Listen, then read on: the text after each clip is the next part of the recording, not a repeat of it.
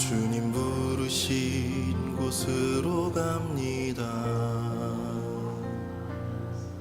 주님 주신 말씀 받고 갑니다. 매일 주와 함께 하는 모든 시간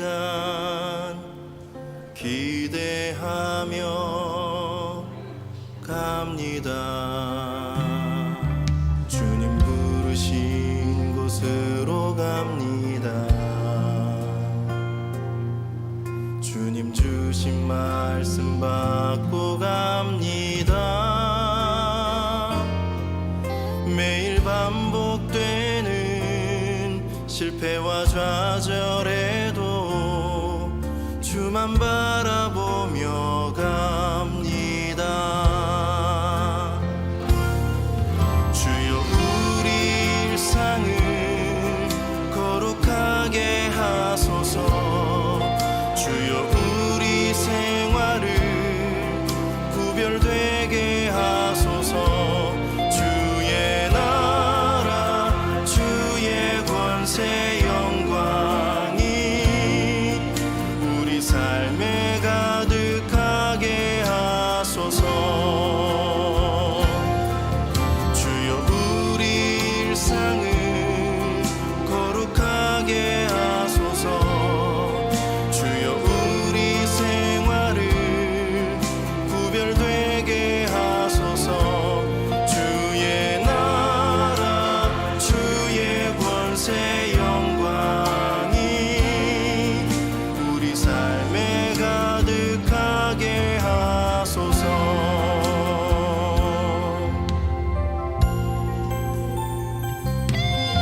주님 부르신 곳으로 갑니다.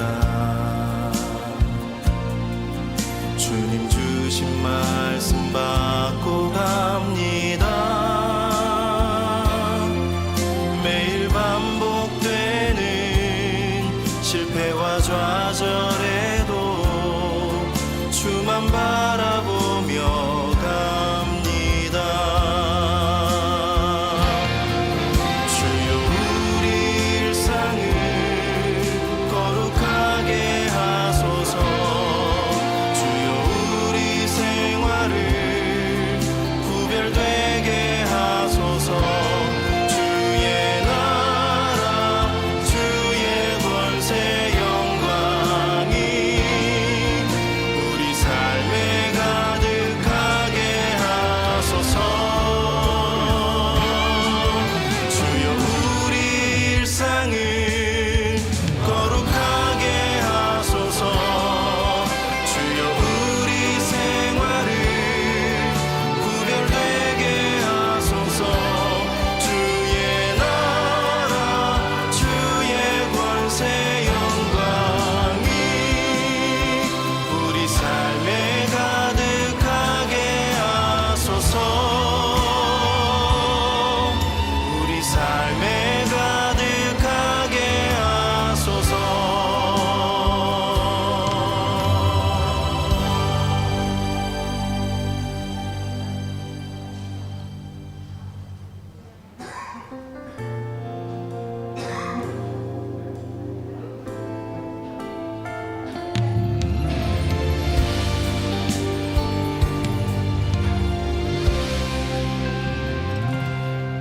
주님 부르신 곳으로 갑니다. 주님 주신 말씀 받고 갑니다. 매일 주와 함께 하는 모든 시간 기대하며 갑니다. 주님 부르신 곳으로 갑니다. 주님 주신 말씀 받고 갑니다. 매일 반복되는 실패와 좌절에도 주만 바라보며 갑니다. 주여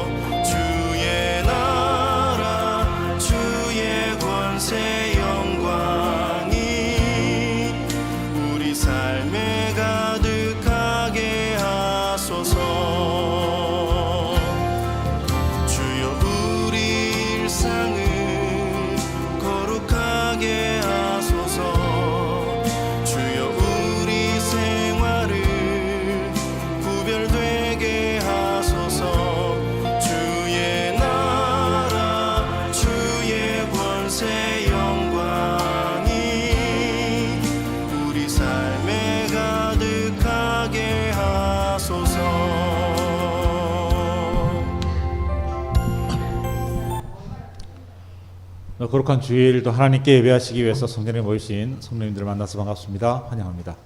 이 시간에 하나님께 찬송으로 나아가도록 하겠습니다. 찬송은 447장 이 세상 끝날까지, 찬송가 447장 이 세상 끝날까지 찬송 드리겠습니다.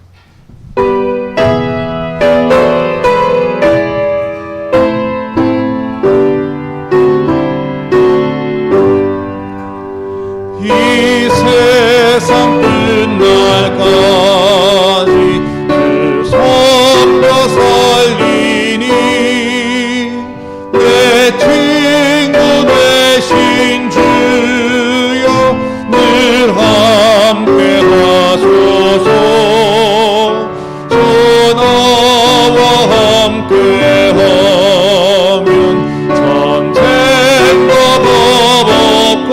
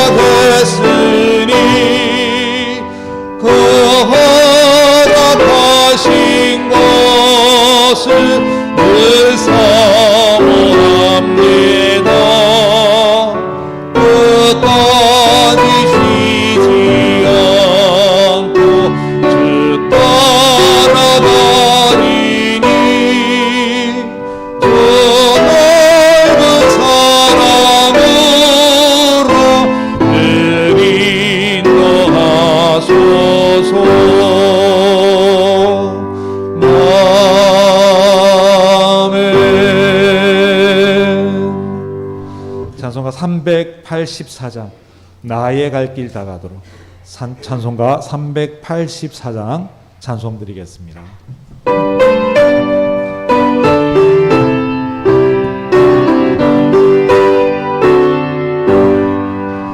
나의 갈 길 다가도록 예수 인도하시니 내 주 안에 있는 그를 어찌 의심하리요. 믿음으로 사는 자는 하늘 위로 받겠네. 것을 이를 만나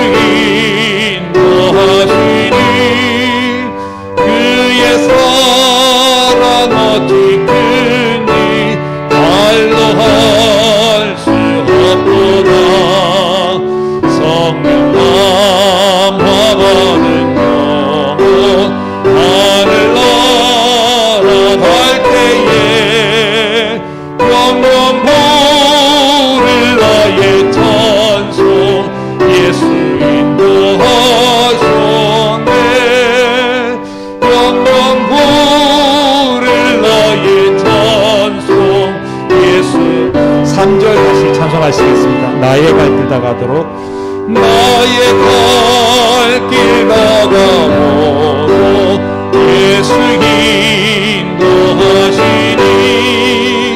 주의 사랑 어찌 큰지 말로 할 수 없도다. 성령 감화받은 영혼 나를 날아갈 때에 영광 부를 나의 찬송 예수 인도하셨네. 영광 부를 나의 찬송 예수 인도하셨네.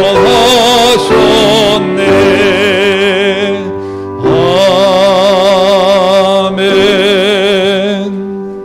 찬송가 189장 진실하신 주 성령, 찬송가 189장 찬송 드리겠습니다.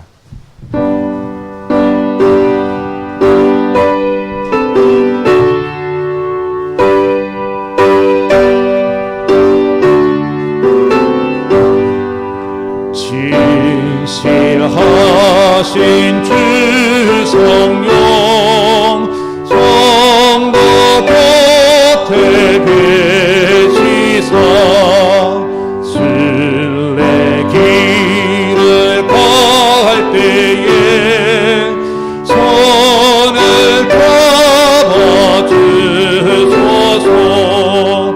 모든 고난 사람들 기쁜 소식 들으니 성령 말씀하기를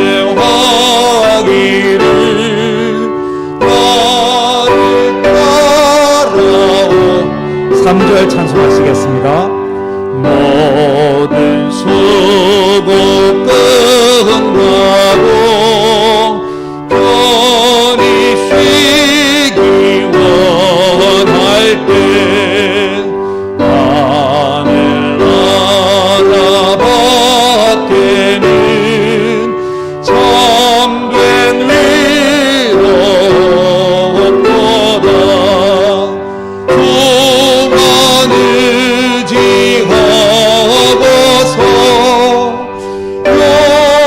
요단강을 건널 때 성령 말씀하기를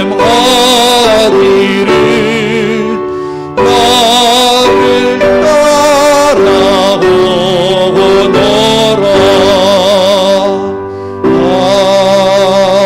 아멘.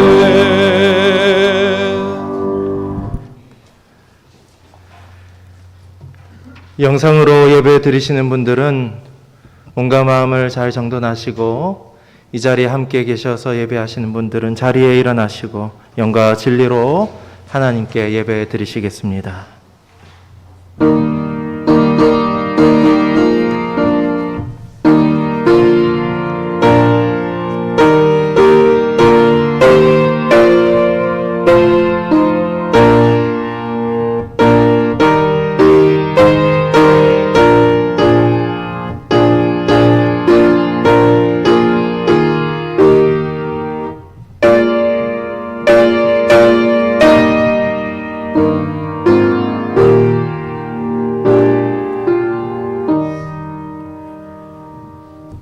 여호와께서 자기 백성에게 힘을 주심이요 여호와께서 자기 백성에게 평강의 복을 주시리로다.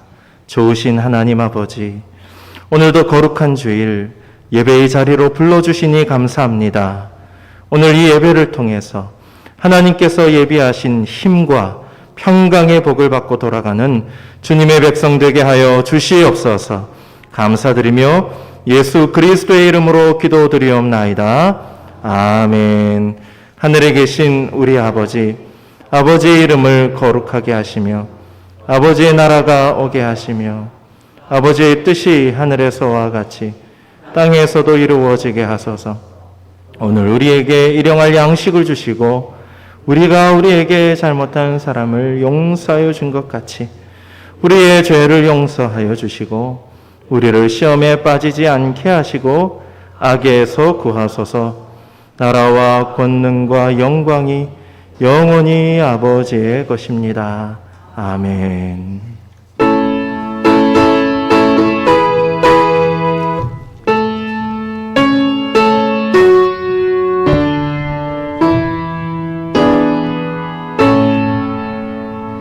성부 성자 성령 찬송과 영광 돌려보내세 대처로 지금까지 또 영원은 가라 성삼위께 영광 영광 아멘.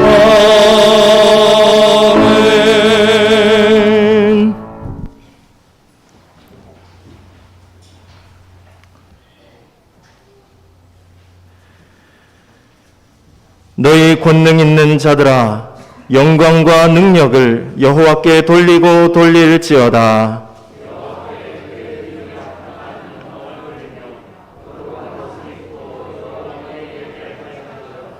여호와의 소리가 물 위에 있도다.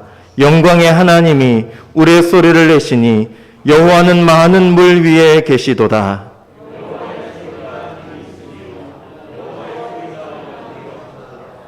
여호와의 소리가 백향목을 꺾으시며 여호와께서 레바논 백향목을 꺾어 부수시도다.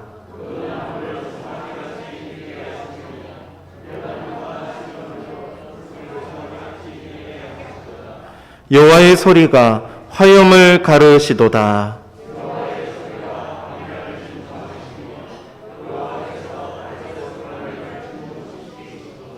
여호와의 소리가 암사슴을 낙태하게 하시고 살림을 말갛게 벗기시니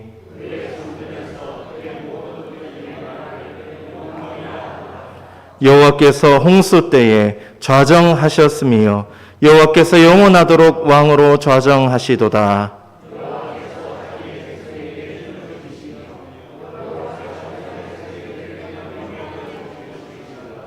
아멘.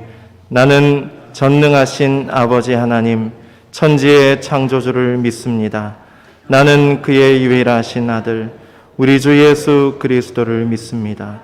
그는 성령으로 잉태되어 동정녀 마리아에게서 나시고 본디오 빌라도에게 고난을 받아 십자가에 못 박혀 죽으시고 장사된 지 사흘 만에 죽은 자 가운데서 다시 살아나셨으며 하늘에 오르시어 전능하신 아버지 하나님 변에 앉아 계시다가 거기로부터 살아있는 자와 죽은 자를 심판하러 오십니다. 나는 성령을 믿으며 거룩한 공교회와 성도의 교제와 죄를 용서받는 것과 몸의 부활과 영생을 믿습니다. 아멘.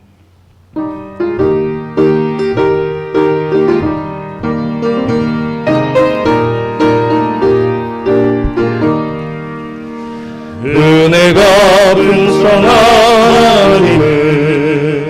믿는 자 한 사람 한 사람 언제도 오늘도 언제든지 편찮고 해 주시네.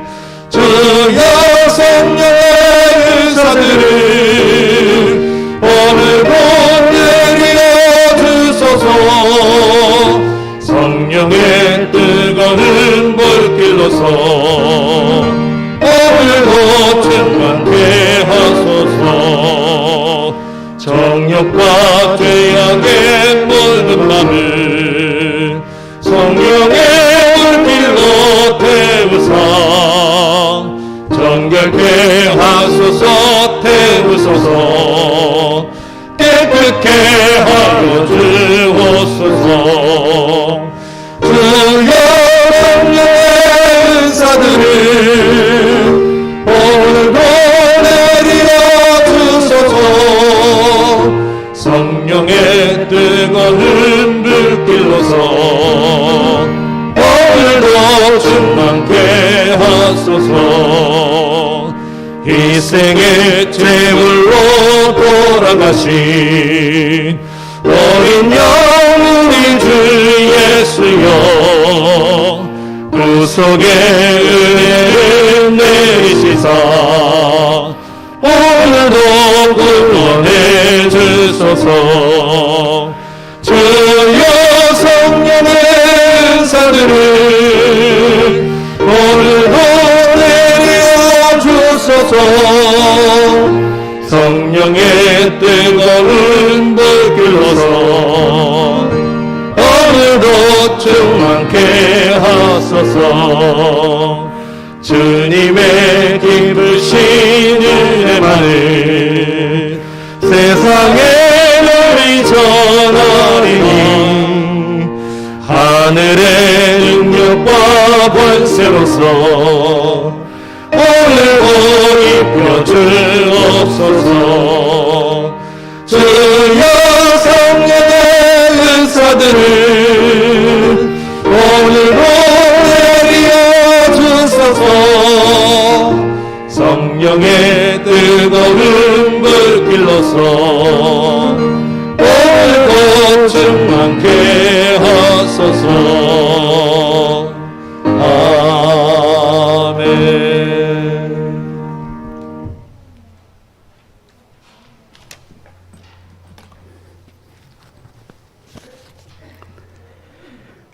만물의 창조주가 되시고 역사의 주관자가 되시는 살아계신 하나님 아버지, 지난 한 주간도 하나님 아버지 은혜 안에 살게 하여 주시고 오늘 거룩하고 복된 성일 주의 성전으로 인도하여 주셔서 하나님 아버지께 찬양과 경배를 드릴 수 있도록 인도하여 주시니 감사드립니다. 지난 한 주간을 돌이켜볼 때 하나님 아버지께 제약된 모습이 너무도 많이 있었음을 고백합니다. 주님께서 주신 건강을 가지고 듣지 못해야 할 것을 들었고 보지 말아야 할 것들을 보았고 가지 말아야 할 곳을 갔었고 하지 말아야 할 말들을 하였습니다.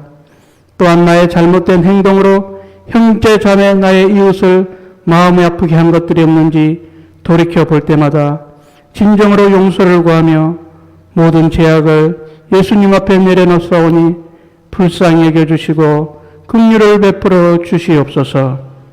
하나님 아버지, 저희와 함께한 이명희 목사님 이제 이 자리를 사임하고 새로운 길을 걸어갑니다. 정말로 한 번도 가지 않은 길을 가야 합니다. 그러나 우리의 인생을 인도하시는 하나님 아버지께서 그 길을 걸어가는데 힘들고 지칠 때마다 위로와 힘을 주시고 더욱더 하나님 앞에 크게 쓰임받게 하여 주시옵소서.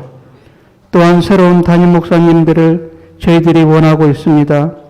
기쁠 때 같이 웃고 아플 때 아픔을 같이 나누며 상처받은 영혼을 찾아가 위로하며 이 지역사회에 죽어져가는 영혼들에게 사랑과 헌신으로 또한 무엇보다도 성김의 본을 보이신 예수님처럼 성김의 본을 보이며 전도의 사명을 감당할 수 있는 목사님을 원하옵니다. 그분이 누구일는지 아직은 알 수 없사오나 저희는 더욱더 깨어 기도하면서 기도에 전념하는 모든 성도가 되게 하여 주시옵소서. 어느덧 5월의 마지막 주일을 지나고 있습니다. 짙어가는 푸른 녹음처럼 저희들 대성의 모든 성도가 더욱더 굳건한 믿음을 가지고 성령 충만한 가운데 말씀 위에 굳건히 서 나가는 모든 성도가 되게 하여 주시옵소서. 이제 목사님 입술을 통하여 하나님의 말씀을 받습니다.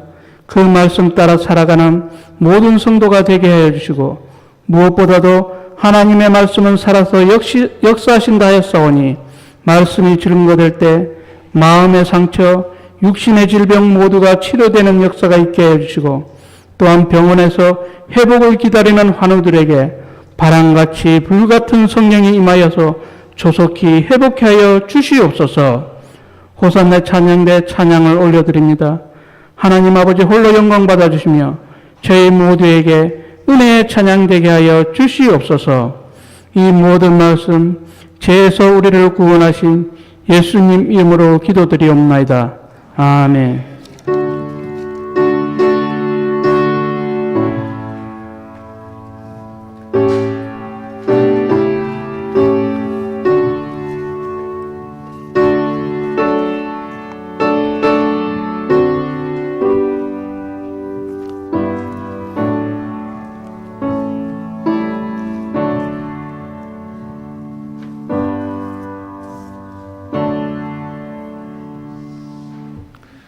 이 시간 우리에게 주시는 하나님의 말씀은 마가복음 5장 21절에서 34절까지의 말씀입니다. 마가복음 5장 21절에서 34절까지 말씀 한 절씩 교독하겠습니다. 신약성경 60면에 있는 마가복음 5장 21절에서 34절까지 한 절씩 차례로 교독하겠습니다. 예수께서 배를 타시고 다시 맞은편으로 건너가시니 큰 무리가 그에게로 모이거늘 이에 바닷가에 계시더니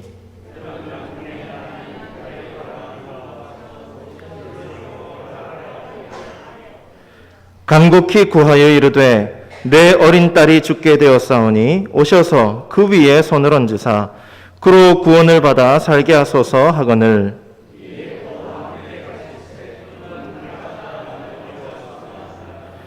열두 해를 혈루증으로 알아온 한 여자가 있어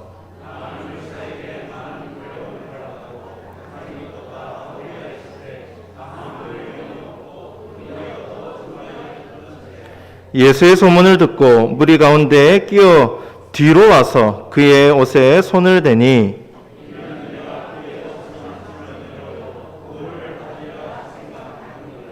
이에 그의 혈루 근원이 곧 마름에 병이 나은 줄을 몸에 깨달으니라.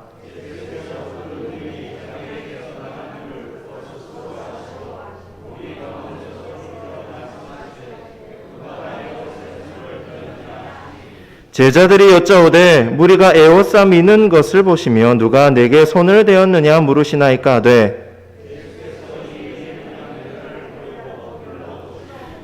여자가 자기에게 이루어진 일을 알고 두려워하여 떨며 와서 그 앞에 엎드려 모든 사실을 여쭈니 예수께서 이르시되 딸아 내 믿음이 너를 구원하였으니 평안히 가라 내 병에서 놓여 건강할지어다. 아멘. 호산나 찬양대의 찬양으로 하나님께 영광 돌리겠습니다.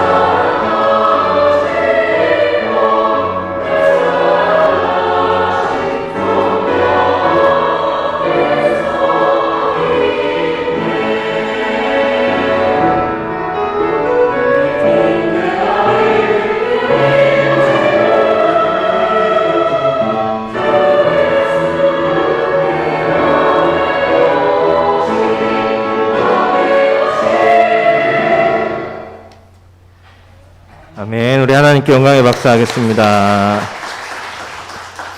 할렐루야. 우리 앞뒤 좌우에 계신 분들하고 인사하실 때 사랑하고 축복합니다. 인사하겠습니다. 이 시간 예수님의 사랑과 치유라는 제목으로 하나님 말씀 증거하겠습니다. 지난 시간 예수님께서 이방 지역 거라사인의 지역에서 군대 귀신 들린 사람을 고쳐 주셨습니다. 그런데 이 놀라운 능력을 베푸셨음에도 불구하고 그 지역 사람들로부터 쫓겨나셨습니다. 왜 그랬습니까? 돼지가 다 이 귀신들이 돼지떼에게 들어가서 돼지가 다 바다에 빠져 몰사하게 되자 돼지가 너무 아까워서 그 귀한 돼지를 다 죽이다니 예수님 때문이야. 이렇게 생각한 사람들이 예수님 제발 우리 지역에서 떠나 주십시오.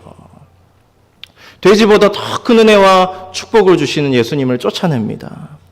군대 귀신 들린 사람은 예수님으로부터 큰 복을 받았지만 돼지 우상에 사로잡힌 그 지역 사람들은 예수님으로부터 아무런 복을 받지도 못하고 예수님을 쫓아내었습니다. 예수님은 다시 배를 타고 맞은편 지역, 다시 유대인의 지역으로 돌아오셨는데 큰 무리가 예수님을 기다렸다라고 말씀합니다. 거라사 지역 사람들과는 180도 다른 반응입니다. 근데 그 기다리던 큰 무리들 사이에서 그 지역에서 가장 권위 있고 가장 존경받는 어른에 해당되는 회당장 야이로라는 사람이 예수님께로 나아갑니다. 사람들이 딱 몰려들었는데 야이로가 지나가니까 사람들이 알아서 길을 비켜주는 거예요. 존경받는 어르신이 지나가거든요. 근데 이 어르신이 갑자기 예수님께 나아가더니 엎드려 절을 합니다. 그러면서 부탁을 해요.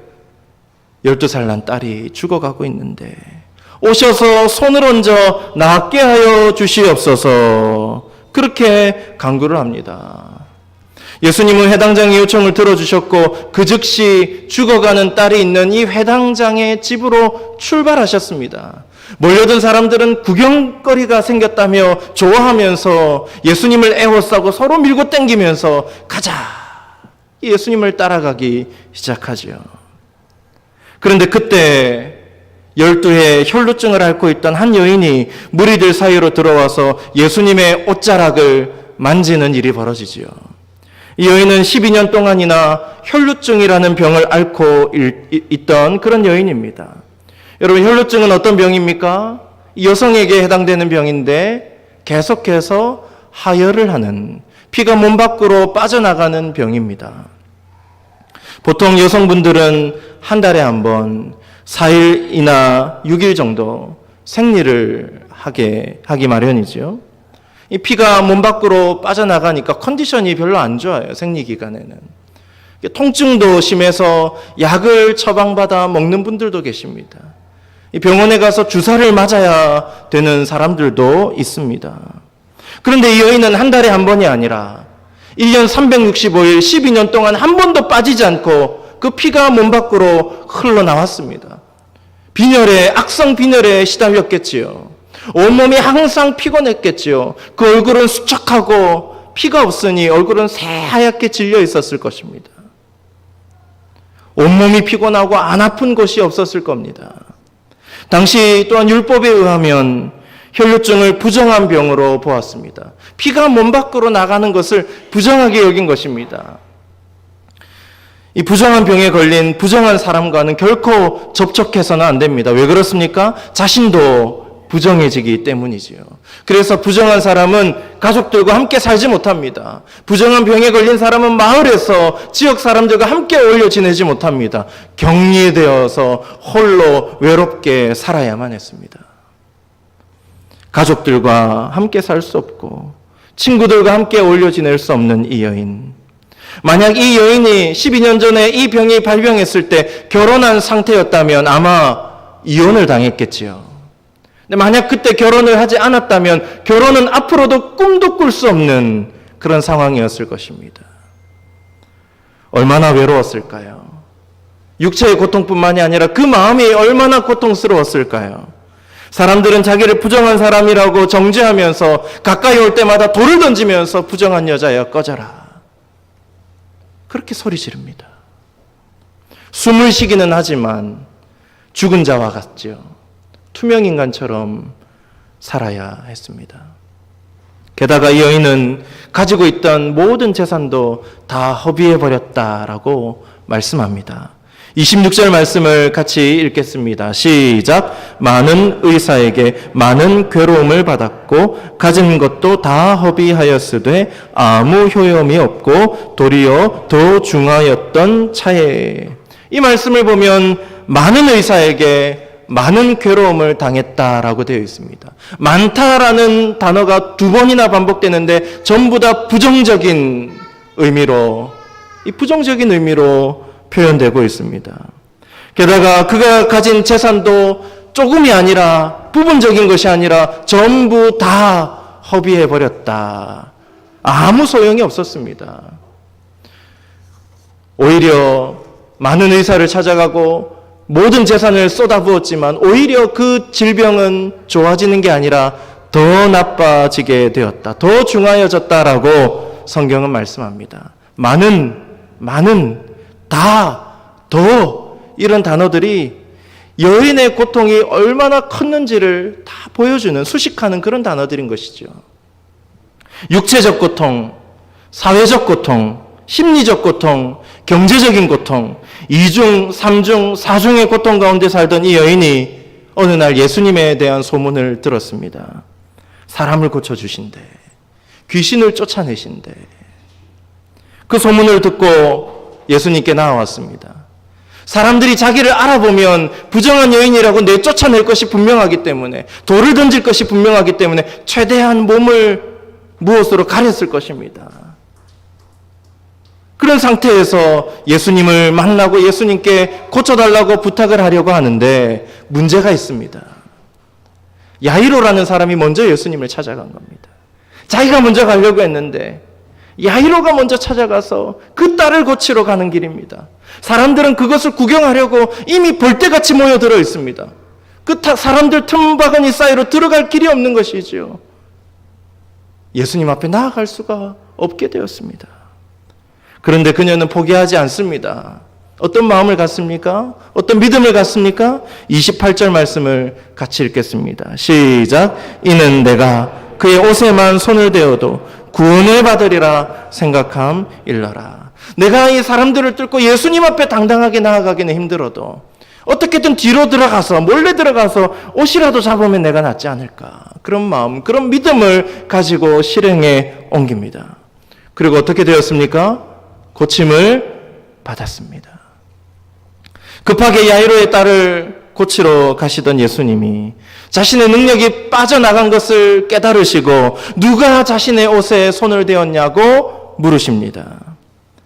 그리고 이 여인을 끝까지 찾아내셔서 이 여인의 이야기를 들으시고 이 여인에게 너의 믿음이 너를 구원하였다라고 말씀하시며 축복하며 그녀를 보내십니다. 34절 말씀을 같이 읽습니다. 시작. 예수께서 이르시되 딸아 내 믿음이 너를 구원하였으니 평안히 가라 내 병에서 놓여 건강할지어다. 여기서 중요한 질문이 하나 생깁니다. 굳이 그럴 필요가 있으셨을까? 이미 이 여인의 병이 고침받았습니까? 고침받지 않았습니까? 고침받았습니다. 문제가 해결됐지요. 그러면 된 것 아닙니까? 그럼 빨리 가던 길 가고 야이로의 딸을 고쳐주셔야 되는 것 아닙니까? 그러면 윈윈이겠지요. 그런데 이미 고침을 받은 여인을 불러 세우십니다. 끝까지 찾으시고 불러 세우십니다. 왜 그러셨을까? 한시가 급한 상황인데 이미 고침받은 여인이 그냥 알아서 살게 놔두지, 이제 병 고침을 받았으니 이제는 편하게 살 수 있겠지 하시면서 그냥 내버려 두시면 될 텐데 굳이 불러 세우셔서 그녀의 이야기를 들으시고 또 그녀에게 말씀도 하시고 그러다가 야이로의 딸이 죽은 것 아닙니까? 왜 그러셨을까? 한시가 급한 상황에서 굳이 이 여인을 불러내신 이유가 뭔가? 두 가지 이유가 있습니다. 함께 그 이유를 중심으로 말씀의 은혜와 교훈을 나누어 보고자 합니다. 첫째, 우리 같이 한번 읽겠습니다. 시작. 온전한 구원을 위해서. 여인의 온전한 치유와 회복, 즉 온전한 구원을 위해서 예수님은 이 여인을 끝까지 찾으시고 불러 세우셨습니다. 예수님이 베푸시는 구원이라는 것은 단지 혈루증으로부터 고침받는 것만을 가리키는 것이 아닙니다. 육체의 질병만 고침받는 것이 구원이 아닙니다. 예수님은 따스한 음성으로 뭐라고 그녀를 부르십니까? 따라, 따라. 여러분, 지난 12년 동안 들어본 적이 없는 말입니다. 이 여인이 가족으로부터 따라, 사랑스러운 음성으로 따라라는 이야기를 들어본 적이 없어요. 격리되어서 혼자 살았기 때문입니다. 저는 그 격리되는 아픔을 잘 알고 있습니다. 고작 2주밖에는 격리를 안 했지만 답답합니다. 밖에도 나가지도 못하고 사람들과 교제하지도 못하고 사람들이 자기를 보면 이름을 부르는 게 아니라 욕을 하면서 돌을 던지면서 재수없다 그러고 자꾸 쫓아내요. 그 누구도 이 여인에게 따라라거나 아니면 이름을 부르거나 그러지 않았습니다. 그런데 예수님은 그녀를 불러 세우셔서 따라, 따스한 음성으로 그녀를 부르십니다. 얼마나 큰 위로가 되었을까요? 게다가 예수님은 이 여인을 모든 사람들, 모여든 큰 무리들 앞에 세우셨습니다. 일부러 세우신 거예요. 이 혈루증 앓던 여인이 이 병으로부터 완전하게 고침받은 것을 예수님이 불러 세우셔서 선포하신 것입니다. 그래서 지역 공동체 안에서 이제는 격리된 모습이 아니라 사람들과 어울려서 인격적인 교제를 나누며 함께 살아갈 수 있도록 은혜를 베풀고 계시는 것이지요. 단지 병만 고쳐주신 게 아니라 그녀의 마음도 고쳐주시고 사람들과의 관계 회복도 이루어 주시는 모습을 볼 수가 있습니다. 전인적인 치료, 병만 고치는 게 아니라 전인적인 치료를 하시는 예수님의 모습입니다. 사랑하는 여러분, 예수님은 단지 병만 고쳐주시는 분이 아닙니다.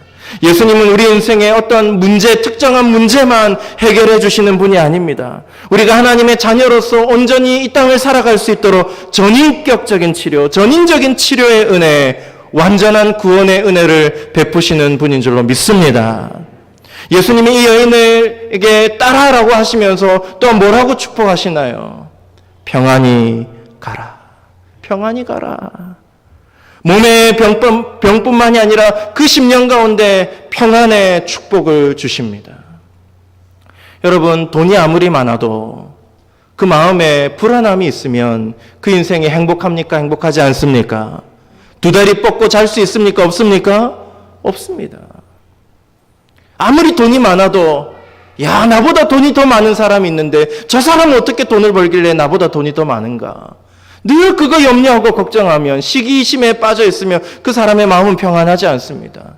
또 자신이 모은 많은 재산이 누가 이걸 도둑질해가면 어떡하지? 의심하고 가족도 의심하고 경계하고 그 불안함 속에서 살아간다면 그 많은 재산이 무슨 소용입니까? 결코 이 사람은 행복한 인생으로 살 수 없습니다. 여러분, 몸이 건강해도 마찬가지입니다. 이 여인이 몸이 건강히 회복되어서 갔어요. 그래서 사람들 몰래 난 고침받았으니까 빨리 가야지. 예수님이 불러 세우시지 않고 그냥 몰래 빠져나왔다면 이 여인의 인생은 행복했을까요? 또 다시 아픈 건 아닐까? 언제 또 다시 피가 나는 건 아닐까? 그 불안함에 휩싸였을 것입니다. 가족들은, 친구들은 나를 부정하지 않은 자로 좋게 봐줄까? 그 염려, 걱정에 휩싸였을 것입니다. 그러나 예수님은 그녀를 불러 세우십니다. 몸의 병만 고쳐준 게 아니라 그 마음에 확신도 주십니다. 평안도 주십니다. 평안히 가라. 병에서 놓여 이제 살아가라. 행복한 인생을 살아가거라. 놀라운 은혜를, 전인적인 치료를 베풀어 주시는 것입니다. 예수님이 불러 세우시지 않았다면 자신의 소기의 목적, 병고침만 받고 그 외에 예수님께서 부어주실 다른 놀라운 은혜들은 얻지도 못하고 돌아가 버렸을 것입니다. 그러나 예수님은 그녀를 불러 세우심으로 예수님이 병만 고치시는 분이 아니라 은혜를 주시는 분, 복을 주시는 분, 평안을 주시는 분, 무엇보다 나를 구원하시는 분, 구원자라는 것을 알게 하시는 것이지요. 저 여러분이 신앙생활하면서 예수님으로부터 병고침의 은혜를 받을 때가 있습니다. 어떤 특정한 문제 해결의 은혜를 받을 때가 있습니다. 그럴 때마다 소기의 목적을 내가 달성했구나. 이제 내 문제는 끝났다. 그러면서 그때부터 기도를 쉬고 예수님으로부터 멀어지고 예수님을 잊어버리고 감사하지도 않고 그냥 떠나 살아갈 때가 있지는 않습니까? 그런 우리의 모습을 보고 예수님은 불러 세우십니다. 내가 너의 병만 고쳐주는 줄 아느냐? 너가 구한 이 문제만 고쳐주는 게 아니다. 그 외에도 많은 것을 너에게 준다. 난 너를 사랑하는 여호와 하나님이다. 구원자다. 나를 떠나지 말고 네 문제가 해결되었다고 해서 나를 벗어나지 말고 나를 잊어버리지 말고 항상 내 안에 머무는 자, 항상 나와 동행하는 자가 되었으면 좋겠다. 그렇게 우리에게 말씀하실 것입니다. 그 음성을 듣고 우리 주님과 항상 동행하는 그런 믿음의 삶을 살아가는 저와 여러분이 될 수 있기를 간절히 소망합니다. 두 번째 마지막으로 함께 읽습니다. 시작. 온전한 믿음을 가르치기 위해서. 예수님은 이 여인에게 온전한 믿음을, 올바른 믿음을 가르치시기 위해서 가던 길을 멈추고 그 급한 길을 멈추고 옷을 만진 이 여인을 찾아내고 부르셨습니다. 여러분, 만약에 이 여인이 옷자락을 만지고 병고침을 받아서 사람들의 눈을 피해서 집으로 돌아갔다면 그때부터 어떤 마음을 갖게 되었을까요? 예수님이 불러 세우시지 않았다면 그녀가 고침받고 돌아간 이후에 어떤 삶을 살았을까요? 그리고 사람들에게 예수님이 어떤 분이라고 이야기하게 되었을까요? 아마 이렇게 생각하고 말했을 것입니다. 내가 그 옷자락을 만졌는데 글쎄 내 병이 나았지 뭐야. 너도 해봐. 예수님의 옷자락을 만지면 너도 병고침을 받을 거야. 너도 복을 받을 거야. 이런 마음을 가지고 사람들에게 그렇게 이야기하지 않겠습니까? 자기가 옷을 붙잡았기 때문에 치유를 받은 것이라고 착각하고 사람들에게 잘못된 믿음, 잘못된 진리를 전할 수도 있는 것입니다. 그래서 예수님은 그녀를 불러 세우신 것이죠. 올바른 믿음을 가르치시기 위해서. 여러분, 만약에 그녀가 사람들에게 그 이야기를 하고 돌아다닌다면 어떤 일이 벌어질까요? 아마 난리가 날 겁니다. 저마다 전부 다 예수님 옷 한번 잡아보겠다고 예수님께 달려들지 않겠습니까? 예수님은 이 여인이 잘못된 생각, 잘못된 믿음으로 살기를 원하지 않았습니다. 그래서 이 여인을 불러 세우신 것입니다. 그리고 이렇게 말씀하십니다. 딸아, 내 믿음이 너를 구원하였으니. 예수님 뭐라고 하십니까? 무엇이 너를 구원했다라고 이야기합니까? 너의 믿음이. 옷자락을 붙잡았기 때문에 고침받은 게 아니라, 구원받은 게 아니라 무엇 때문에? 그녀의 믿음 때문에. 옷자락을 만진 행위 때문이 아닙니다. 그 여인 중심에 있는 믿음 때문에 고침을 받았습니다.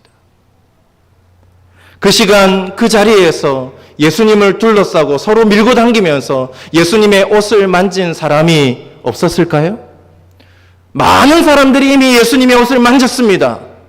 그런데 그들에게는 아무 일도 일어나지 않았습니다. 오직 이 여인에게만 놀라운 일이 벌어졌습니다. 옷을 만진 행위가 중요한 게 아니라 뭐가 중요합니까? 믿음이 중요한 겁니다. 예수님이 그 믿음을 보신 것이죠. 예수님의 옷을 만진 사람들, 예수님의 몸도 만진 사람도 있습니다. 그들에게 아무런 일이 일어나지 않은 것은 그들에게 무엇이 없기 때문입니까? 믿음이었기 때문입니다. 그냥 구경꾼처럼 예수님을 따라다니는 사람들. 예수님 하시는 놀라운 일들 구경하자. 그런 사람들에게는 아무 일도 일어나지 않는 겁니다. 중요한 것은 옷을 만진 것이 아니라 예수님이 베푸실 은혜와 능력을 믿는 믿음입니다. 믿음을 가지고 예수님께 나아가는 사람들의 행위들은 저마다 다 다릅니다. 이 여인은 어떤 방법이었죠? 옷자락을 잡는 것입니다. 야이로, 해당장 야이로는 어떤 믿음이었습니까? 어떤 절박한 믿음이었나요?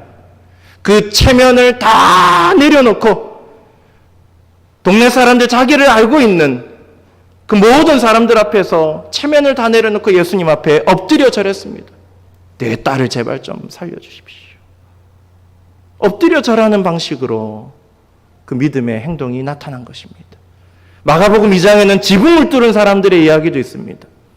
또 마가복음 후반절에 보면 맹인 바디메오는 크게 소리치면서 다윗의 자손이여 나를 불쌍히 여기소서. 그가 할 수 있는 방법은 이것밖에 없었습니다.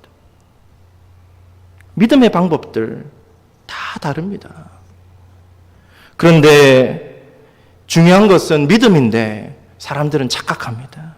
믿음으로 비롯된 이 행동들이, 행위들이 복을 얻는 수단이 될 수 있다고 착각합니다. 너도 만져봐. 너도 복을 받을 거야.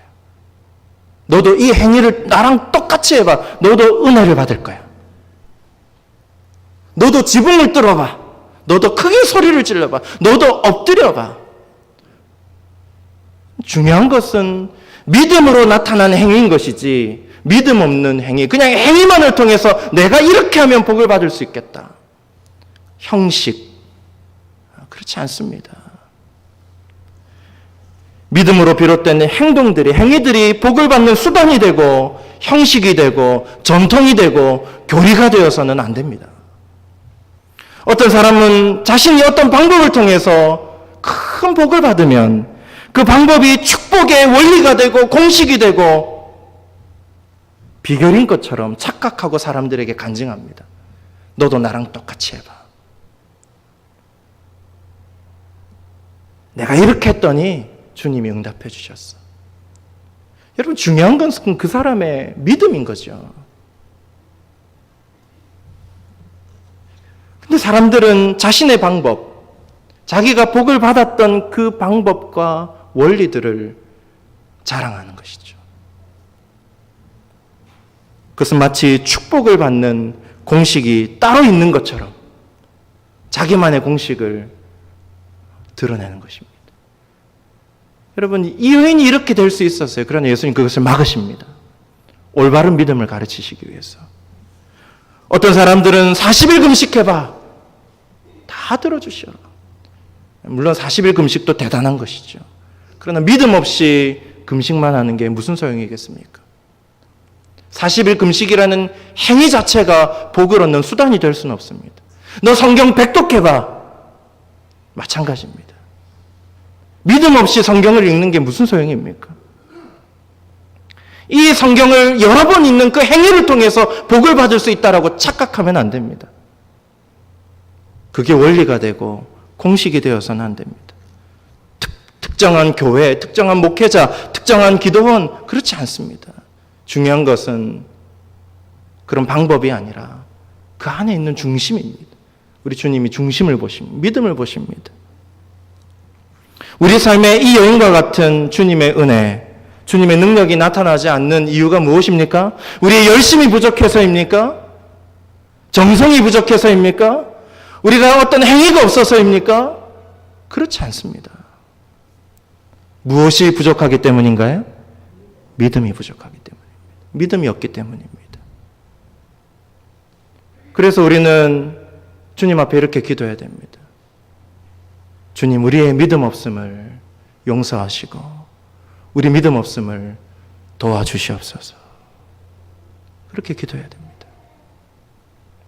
예수님이 이 여인이 그릇된 믿음, 잘못된 믿음의 삶을 사는 것을 막으시기 위해서 그 다급한 상황 속에서도 이 여인을 부르시고 너의 믿음이 너를 구원하였다 라고 말씀하십니다.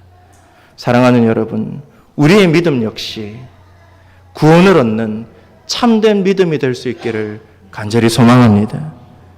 이제 말씀을 정리합니다. 우리가 원하는 것을 해결받고 우리가 하기 쉬운 실수가 뭐냐면 예수님께 문제가 있을 때 나아갔다가 예수님으로부터 해결을 받은 다음 예수님으로부터 돌아서서 가는 것, 이것이 문제입니다.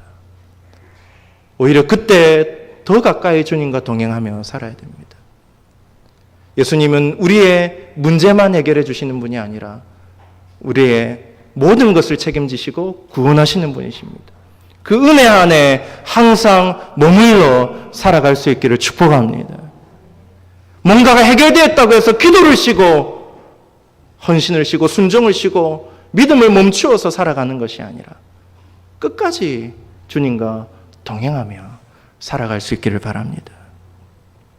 그럴 때 어떤 한 가지, 내가 원하는 한 가지가 아니라 그 이상의 모든 것, 내가 기대하지 않은 것, 구하지 않은 것까지도 채워주시는 놀라운 복을 베풀어 주실 것입니다. 우리를 구원하시는 주님, 전인적인 치유를 허락하시는 주님, 이 주님을 믿는 온전한 믿음, 그릇된 믿음이 아니라 올바른 믿음으로 예수님 앞에 나아가고 날마다 예수님과 동행하며 살아가는 복된 인생들이 될 수 있기를 주님의 이름으로 간절히 축원합니다. 기도하겠습니다. 좋으신 하나님 아버지, 우리가 기대하고 생각한 것보다 더 귀하고 복된 은혜를 베푸시는 주님을 찬양합니다. 그 주님 앞에 날마다 믿음으로 나아가기를 원합니다. 인생의 문제가 있을 때나 또 해결되었을 때나 언제나 믿음으로 주님과 함께 동행하며 그 안에 머물러 살게 하여 주시옵소서. 주님 원하시는 올바른 믿음으로 주님이 우리에게 베푸시는 모든 복들을 날마다 누리며 살아가는 주님의 아들, 딸들 되게 하여 주시옵소서. 감사드리며 예수 그리스도의 이름으로 기도드리옵나이다. 아멘.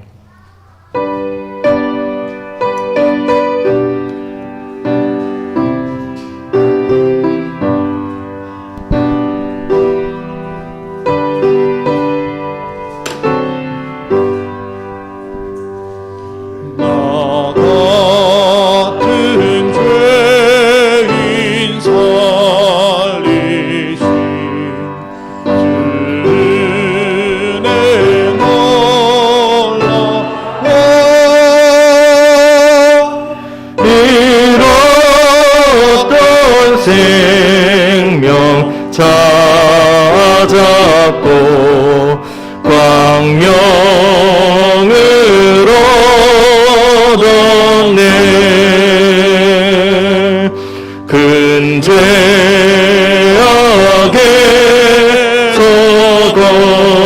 건지신 주를 내 고마워.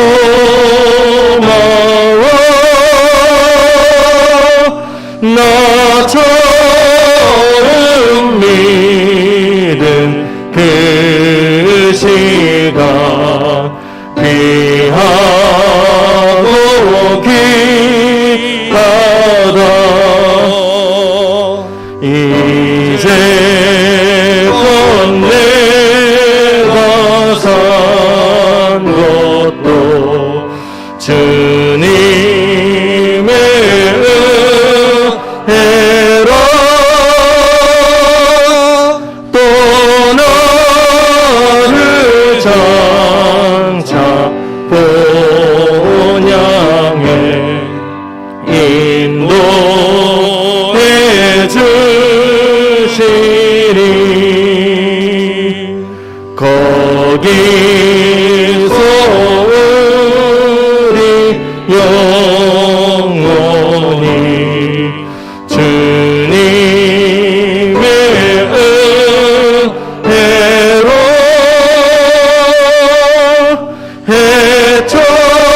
해처럼 밝게 살면서 주 찬양하리라.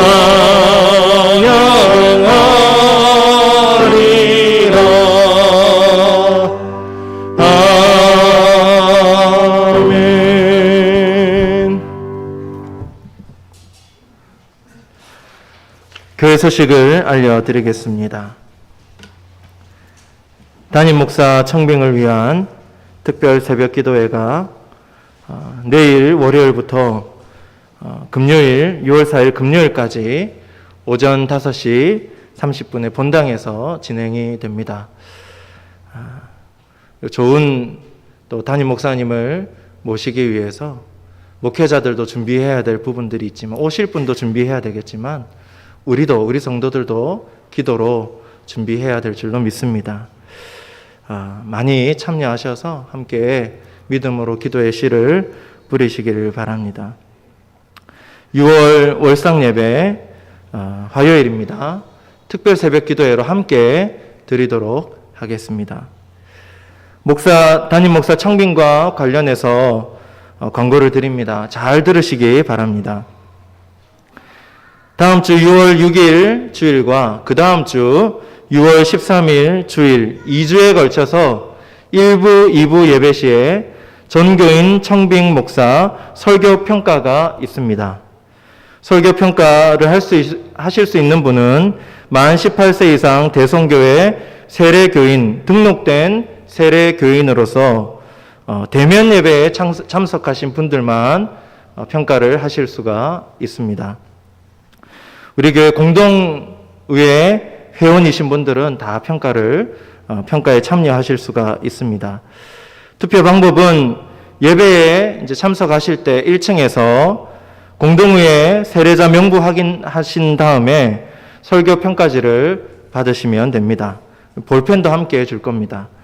그리고 예배 후에 설교를 들으시고 이번에 설교가 어떻다, 상중하 이렇게 되어 있는데 거기에 체크하셔서 1층 설교 평가함에 넣으시면 되겠습니다.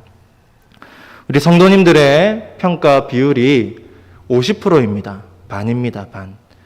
그리고 우리 청빙위원들은 이 설교 평가에 참여하지 않습니다.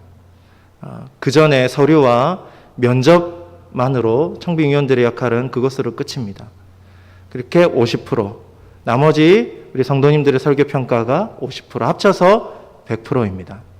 그래서 두 분의 목사님의 설교를 같은 본문 설교로 들을 겁니다. 그래서 같은 본문 설교를 이 두 분은 어떻게 풀이하시는가, 어떻게 설교하시는가를 들으시고 각자 평가하셔서 제출 두 번에 이제 첫 주, 둘째 주 이렇게 두 번 제출하시면 그 점수를 모아서 그렇게 한 분을 선정해서 재직회 때 과부를 묻도록 하겠습니다. 우리 성도님들 많이 기도하시고 준비해 주시면 감사하겠습니다. 교회학교 여름 수련회를 위한 릴레이 금식 기도가 내일부터 진행이 됩니다. 4월, 5월 금식 중보기도 사역팀이 기도를 했는데 6월, 7월은 우리 교육자와 교사들이 함께 또 금식하며 릴레이 기도를 하게 됩니다. 위에서 기도해 주시기 바랍니다. 교회학교 여름 수련회가 또한 은혜 가운데 잘 진행되도록 위에서 기도해 주시기를 부탁합니다. 박용화 안수 집사님 모친께서 별세하셔서 지난 주간에 장례를 잘 마쳤습니다. 또 장례를 은혜 가운데 마치게 하신 하나님께 감사하는 마음으로 박용화 안수 집사님, 김현미 집사님 가정에서 애찬을 나눕니다. 나가실 때 떡을 하나씩 다 받으시고 이 가정을 위로하고 축복하고 또 맛있게 드시기를 바랍니다. 새가족 교육이 있습니다. 나머지 광고는 주보를 참고하시기 바라고 함께 기도하겠습니다. 복의 근원이신 하나님 아버지, 이 시간 우리의 정성을 모아서 구별된 다양한 예물을 드립니다. 기뻐 받아 주시옵소서. 이 예물 가운데 오병이의 은혜와 능력이 나타나게 하여 주시옵소서. 미자리 교회와 선교지에도 동일한 은혜와 축복이 넘치게 하여 주시옵소서. 지난 주간 박용화 안수 집사님 모친께서 별세하여 장례를 치렀습니다. 모든 장례의 절차를 은혜 가운데 인도해 주신 하나님께 감사를 드립니다. 특별히 천국에 가시기까지 어머니를 사랑과 정성으로 모신 우리 김현미 집사님, 박용화 집사님을 위로하시고 격려해 주시옵소서. 슬픔 당한 모든 유가족들 위해 성령의 깊은 위로가 넘치게 하시고 남은 자들이 천국 소망을 가지고 또 우리 사랑하는 어머니께서 이루지 못한 사명을 끝까지 감당하며 살아갈 수 있도록 인도하여 주시옵소서. 장례를 은혜 가운데 인도하신 하나님께 감사함으로 애찬을 나눕니다. 나눔의 손길 위에 복을 주시고 성령의 충만한 은혜와 땅에 기름진 복이 넘쳐나게 하여 주시옵소서. 6월과 7월 2달 동안 교사 금식 릴레이 기도회가 시작이 됩니다. 계속되는 중보기도 사역 위에 성령의 은혜를 부어주셔서 하나님께 믿음으로 드린 모든 기도들이 아름답게 열매 맺게 하시고 특별히 교육부서 여러 명사가 은혜 가운데 잘 진행되고 열매 맺을 수 있도록 도와주시옵소서. 내일부터 담임 목사 청빙을 위한 특별 새벽 기도회를 한 주간 드리고자 합니다. 좋은 목사님을 모시는 것도 좋은 일이지만 우리 모든 성도들 또한 담임 목사님을 새롭게 맞이할 영적인 준비들을 잘 할 수 있도록 특별히 기도의 씨, 믿음의 씨를 잘 뿌릴 수 있도록 인도하여 주시옵소서. 영육간에 고난받는 성도들, 입원한 자들에게 하나님의 은혜가 넘치기를 소망합니다. 단순히 육체의 치료뿐만이 아니라 주님의 위로하심과 주님의 평강의 은혜가 차고 넘치게 하여 주시옵소서. 교회를 위해서 늘 수고하는 주님의 자녀들에게 한량없는 복을 베풀어 주시옵소서. 감사드리며 예수 그리스도의 이름으로 기도드리옵나이다. 아멘. 다 같이 일어나셔서 파송 찬양 함께 부르시겠습니다.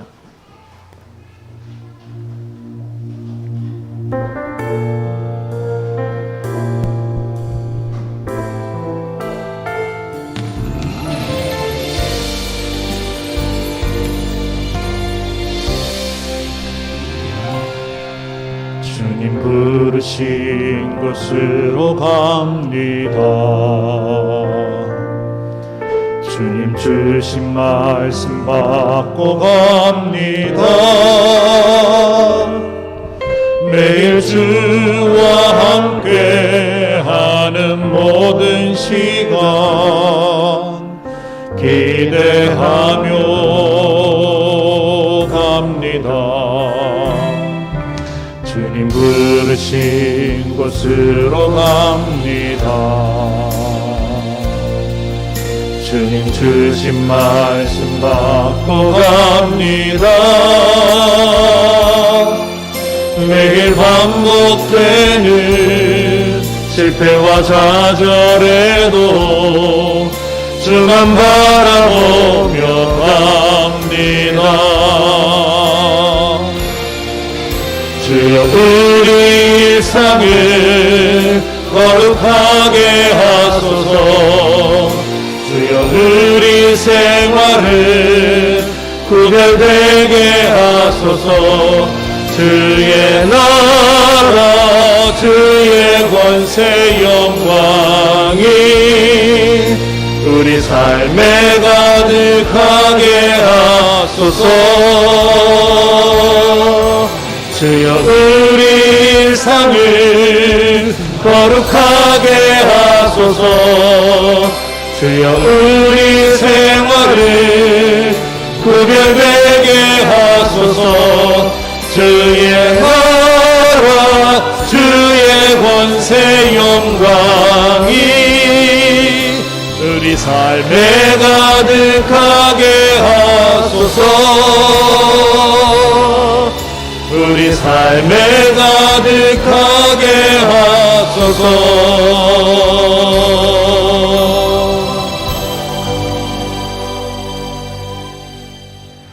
지금은 우리 구주 예수 그리스도의 크신 은혜와 하나님 아버지의 영원하신 사랑과 성령님의 인도하심의 역사가 올바른 믿음으로 주님께 나아가 구원을 얻고 우리 주님 우리에게 허락하시는 평안과 축복을 날마다 누리며 살아가기 원하는 주님의 백성들과 저들의 가정과 모든 삶의 자리 위에 이 나라와 선교사님들, 주의 몸된 교회 위에 슬픔 당한 가정 위에 지금부터 영원토록 함께 하옵시기를 간절히 축원하옵나이다.